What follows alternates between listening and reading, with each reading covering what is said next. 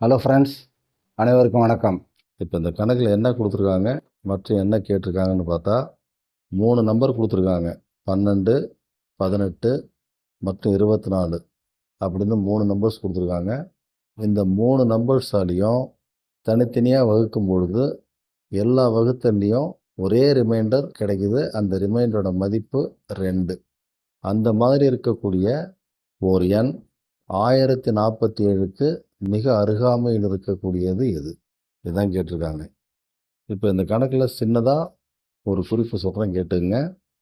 அவங்க அந்த டிவைசர்ஸ் கொடுத்துருக்காங்க இல்லைங்களா, அதாவது இந்த கணக்கில் அந்த வகுத்திகள், அதாவது டிவைசர்ஸ் அப்படிங்கிற எண்கள் 12, 18 மற்றும் 24.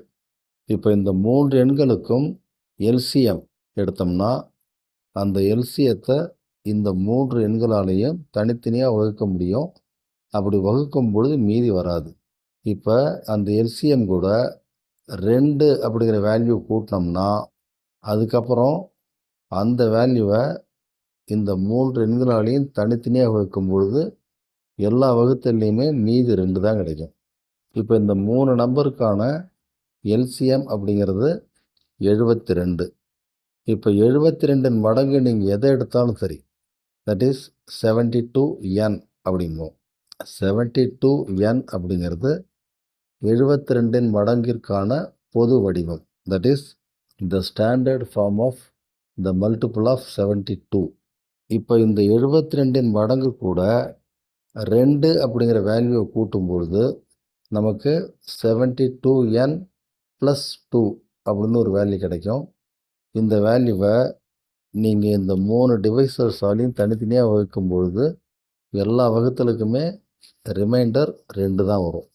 இப்போ இந்த கணக்கை பொறுத்த வரைக்கும் நாம் என்ன கண்டுபிடிக்கணும்னா, இந்த 72n + 2 அப்படிங்கிற நிபந்தனைக்கு உட்பட்ட எண்ணானது 1047க்கு அருகாமையில் இருக்கக்கூடிய எண் எது அப்படின்னு கேட்டிருக்காங்க.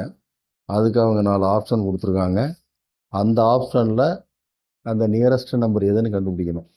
ஸோ அதுக்கு நாம் இப்போ என்ன செய்ய போகிறோம்னா, இந்த 1047 விட குறைவாக இருக்கக்கூடிய மிகப்பெரிய 72 மடங்கு, அதாவது அந்த நம்பர் 1047 விட குறைவாக இருக்கணும்.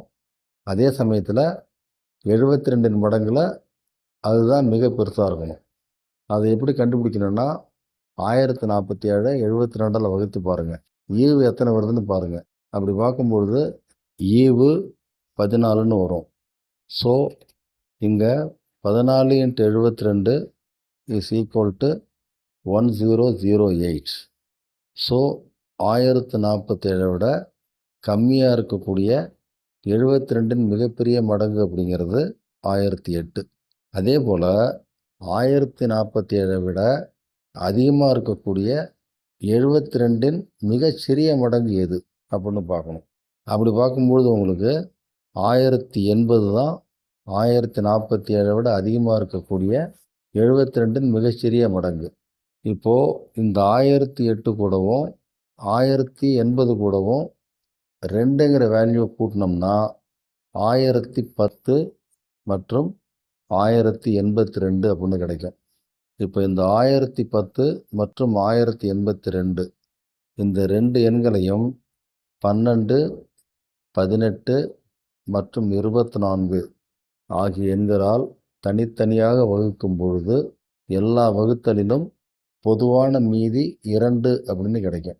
இப்போது 1047க்கு அருகாமையில் இருக்கக்கூடியது 1010 1082 அப்படின்னு பார்க்குறதுக்கு அந்த எண்களுக்கு இடையில் உள்ள வித்தியாசத்தை கணக்கு பண்ணணும்.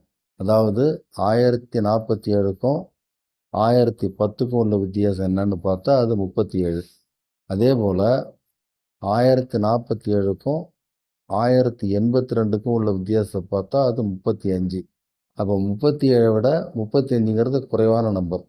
ஆகவே இந்த 2 எண்களில் 1047க்கு அருகாமையில் இருக்கக்கூடிய எண் அப்படிங்கிறது 1082.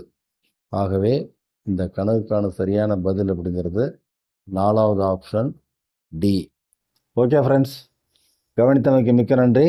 அனைவருக்கும் வணக்கம். உங்கள் கருத்துக்களை கமெண்ட் மூலம் சொல்லுங்கள். உங்கள் விருப்பத்தை லைக் மூலம் சொல்லுங்கள். மற்றவர்களின் நன்மைக்காக ஷேர் செய்யுங்கள். எங்களை ஊக்கப்படுத்த சப்ஸ்கிரைப் செய்யுங்கள். அனைவருக்கும் நன்றி.